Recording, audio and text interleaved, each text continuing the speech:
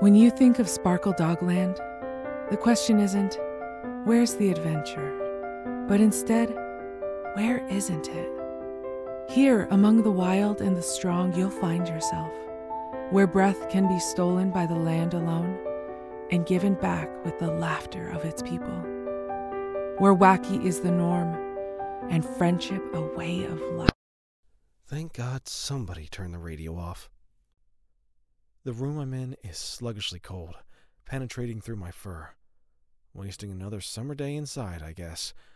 The hum of the fluorescent light above is maddening, and the stiff carpet they attached to the wood chair keeps snagging the fur on my arms.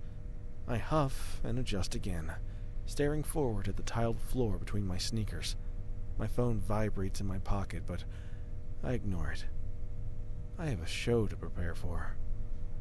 I flinch as the guy in the chair next to mine touches my arm with the back of his paw, some scrawny possum that keeps glancing around and avoiding my gaze. Hey man, you got a cigarette? Don't smoke. Sorry. Could have fooled me. Fucker thinks I don't know I smell like a chimney. He doesn't press it further, at least. I tug my phone out of my jeans and glance at the time, definitely not noticing the glowing red 23 next to the little speech bubble. Still early. 5 minutes, so I'd have left if I could have.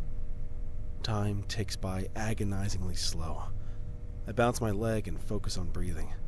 After a bored minute of this, I'm ready to... Spiffy Sparkletail? I just about jump out of my skin and meet the gaze of a zebra peering through a thin pair of glasses. Showtime, Spiff. Shape up. You the doctor, then? My name's Zahara. Are you ready, Mr. Sparkletail? He says it with a nod. His face is tired, but not offensively so. Baggy eyes with a kind smile. The grays of his stripes poking out from under the collar of his sweater have started to blend into the graying white fur that surrounds. Or was it the white fur that was the stripes? I always get it mixed up. Mr. Sparkletail? What? Sorry. Are you ready? Definitely a tired sort. Those are the same eyes Dude has when he's covering shifts. Maybe the zebra's just getting on in years. Are you? That's the right question, isn't it? They say therapists hear it all, but nobody tells a story quite like a sparkle dog. Quite an assumption. Would you be willing to tell me the story? Seems Roy did his cultural research. Time to steal his dog and pony show. This poor soul, sick with boredom! How can we let this be? I spring forward and deftly slide around and behind Dr. Yumn. I plant my feet firmly next to his left side and invade his personal space, making sure not to touch. Stripper rules for this audience. I make sure the goofy, mindless smile plastered to my face feels like the posters you see at the airport, depicting sparkle dogs, before my muzzle ends up near his right side, peering up at the grinning striped horse from the gap beneath his elbow. This poor soul is looking for entertainment. Well, no good sparkle dog can deny a genuine plea of boredom. Right, Doc? Work the eyes. Big, shiny, pleading. Match the smile. Well, Mr. Sparkletail, I'm glad you're willing to open up. Except, oh! There's a problem, Doc! You see, I'm no good sparkle dog, am I? Though you're not some bored sap getting caught up in a sparkle story either. Why not educate me, then? I slink out and around him muzzle first, still making sure not to touch. I straighten out in a way understandable only to snakes and sparkle dogs. My toony smile gone. I have a show in a few minutes, Doc, but this time the audience isn't the captive.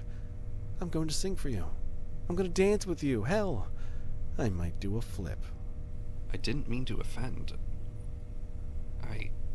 I'm here to help. I push my muzzle closer, catching a whiff of the doctor's cheap cologne over the scent of a horse. I don't want to be too intimidating, though the reason I'm here doesn't help with that. No issue. This is my last show. Oh, my mistake, Doc. Silly me. And I'm sure you've never heard of the AMBAT protocol? Recently, located in a big manila folder, printed off as the attachment from an email from the office of the Justice Dragon. I did not print the email out, Mr. Sparkletail. The shrink takes a step back. I don't give chase. His eyes remain on my own. His kind smile is gone, but I don't see any fear. a bit hard to read him, his exhaustion spreading to the skin around his muzzle, making it sag and age him even more. Maybe concerned? Can you refresh me on the gist of it? What did one of the 7 want with little old me? Perhaps we could continue this in my office, Mr. Sparkletail? Dr. Zahara turns his head to the rest of the lobby, and I risk a glance as well. The possum from earlier staring wide-eyed at us. Creep. Get your own audience. I return to looking up at the shrink just in time for him to turn back to me. Gotta focus. The show must go on. Show me the way, Doc. Time to relive the second worst week of my life, just for the lick of a chance at keeping everything I've made here. I'm sure you'll keep me nice and calm. I give a bow, left hand across my chest and right gesturing to the hallway behind Zahara.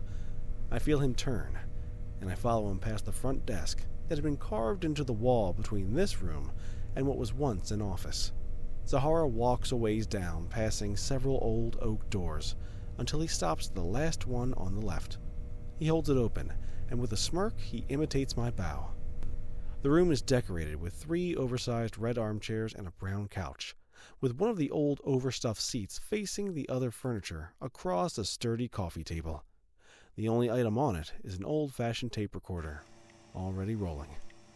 Underneath the furniture is a large yarn rug, its maroon long fighting the battle toward Auburn.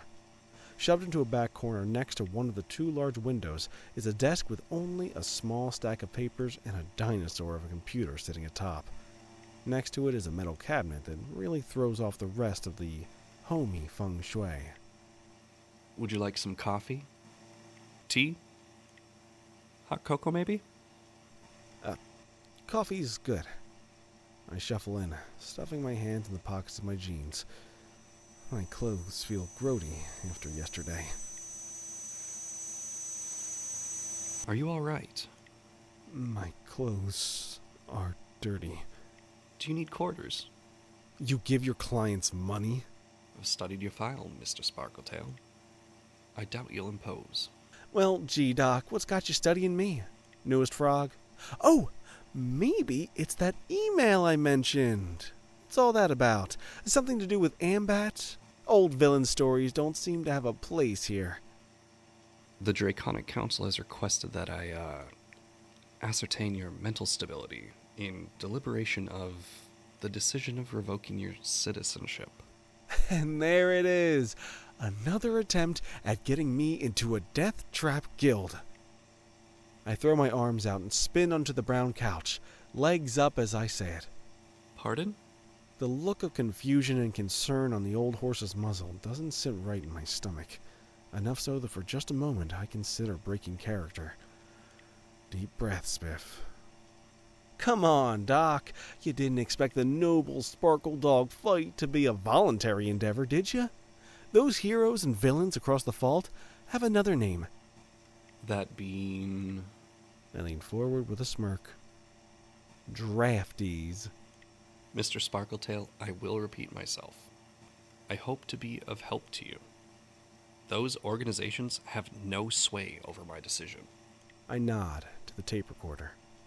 There's nothing in the Ambat bullshit about having to be recorded. I record my sessions to go over finer details. That being said, you have every right not to trust me. I watch him unplug and carry the old tech to the metal cabinet, stowing it. Why are you so certain that this meeting is about heroes and villains? He asks it as he sits in his big red chair. His legs cross, and I feel more interested in the way my lap looks rather than my words. They're both interested in luminescence. I've gone a long time keeping it subtle, but last night changed that. Your power? Yep. Zahara nods and scribbles something down, not looking up from his chicken scratch. If I heard right, you said the previous week was the worst, rather than just yesterday. Can you elaborate? From deep within, I want to sigh, but I swallow it like a golf ball, and instead... Right then, we start with Monday.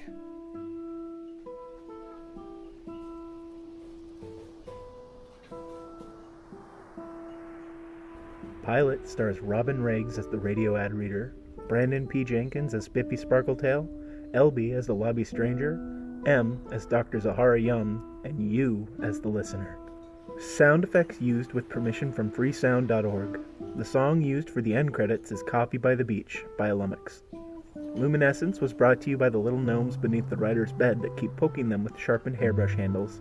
Thank you for listening.